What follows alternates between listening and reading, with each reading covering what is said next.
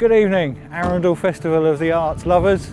For those of you who don't know Arundel, come to the town because it's a wonderful town full of independent shops.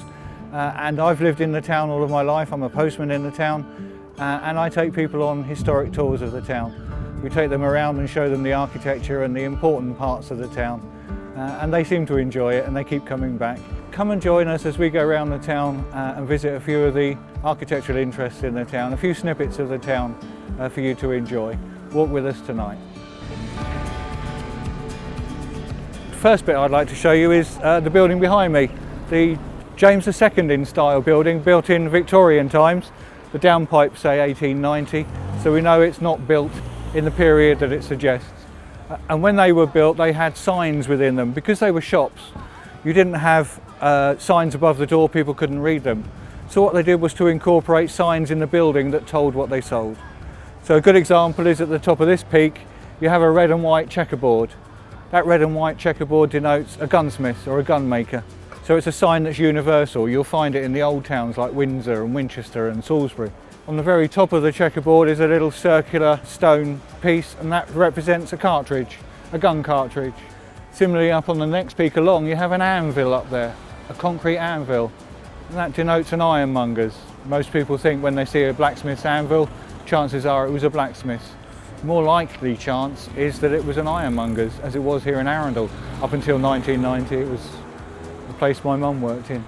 But yes, so when you see these signs above the doors or on the building somewhere, they denote the type of sale that the shop would do. It's kind of the forerunner to the barber shop pole and the balls outside the money exchange. So you knew where you were heading for within the town by looking for these signs. And here we are at Blackfriars Priory, a late 13th century priory in Arundel. That was huge, it was immense. It went across the road to where the pillars are across the road. It was that big until Henry VIII decided that priories weren't needed anymore and destroyed most of it. The Duke of Norfolk then came along and put Mill Road through the middle of it. So at that time the castle entrance, the post office building was put in that time. And this was going to be his grand avenue to the railway station. He didn't want the station where it is today. He wanted it behind the Black Rabbit, where he couldn't see it from the castle. And here we are at the River Arun. It used to be the Tarrant, and that's why we have Tarrant Street. Up until the 1500s it was the Tarrant. We don't know why it changed or who changed it, but the belief is that the Duke of Norfolk changed the name of the river and named it after the town, which I believe is unique. I don't know of another river that's named after the town.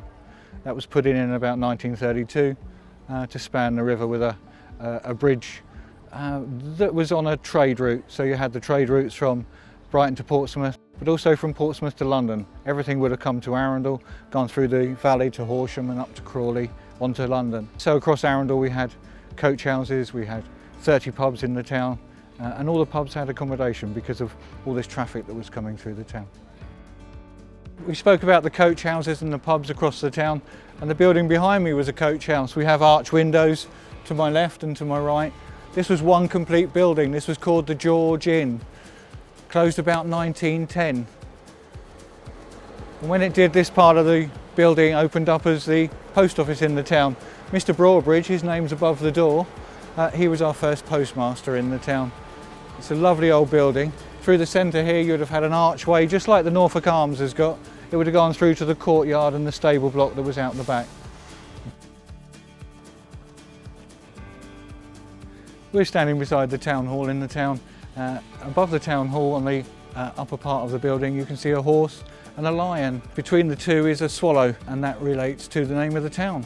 Arundel was originally called Hirondelle, which is French for swallow, and if you say it with a French accent, Hirondelle, they drop the H, and you can hear how it's derived down over the years to become Arundel. The building's about 1847, and that's a time when towns like Arundel and villages were getting their independence, getting their own councils. And Arundel have gone with the flint and brick look. We're on the chalk downs, so lots of flint available.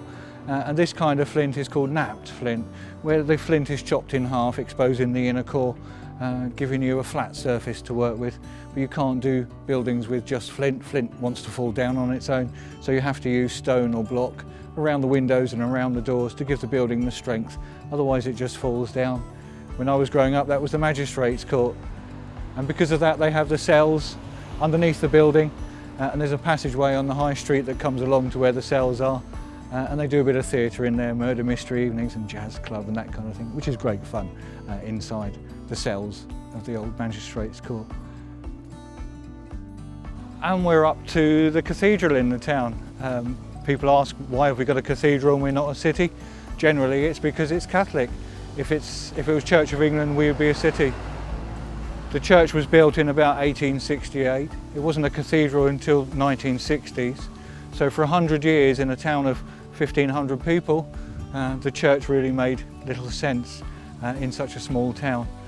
It was the Duke, because he's the head of the Catholic faith, showing off his faith, if you like, looking at Chichester, seeing that they've got a cathedral, they're a city. He knew he wouldn't get those statuses, but he wanted to build a church as grand as Chichester is, but in a different style. So you have French Gothic, and the reason that we're not a city is because it's Catholic. The Duke bought a gentleman by the name of Joseph Aloysius Hansom, the inventor of the hansom cab. He was the architect of the cathedral, and he was brought in to build this structure. And he died, we think, suddenly as the building was being created. So it was never completely finished by Mr. Hansom. And there's a lot of things missing from the cathedral. So you have all these archways with plinths that would have had saints in them. And there's lots of them. There's about 50 of them around the whole building that would have had statues in them. But they've never had them. Because Mr. Hansom died, nobody knew which ones to put in. Out of respect to not knowing which ones Hansom wanted, we don't think they actually put any in. Rather than put the wrong ones in or ones he didn't want, they didn't put any in. But you have things like these peaks on the side here, they would have had detail on the wall. The relief archways on the side wall here, these would have had more detail, but you can see all these empty archways and plinths all around the whole building.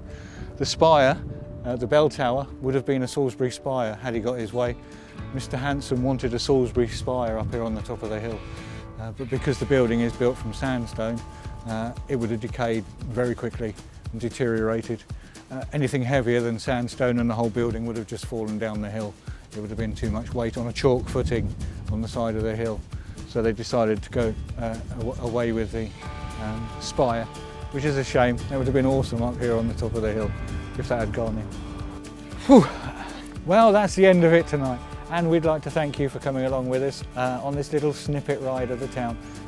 Lots more to tell on other tours, so if you'd like to book with us, we'll happily take you around for a couple of hours and visit a lot more places and see a lot more things. Thanks to the Arundel Festival of Arts for inviting us to do this today, and we hope you enjoy the festival and everything that it has. We look forward to seeing you again.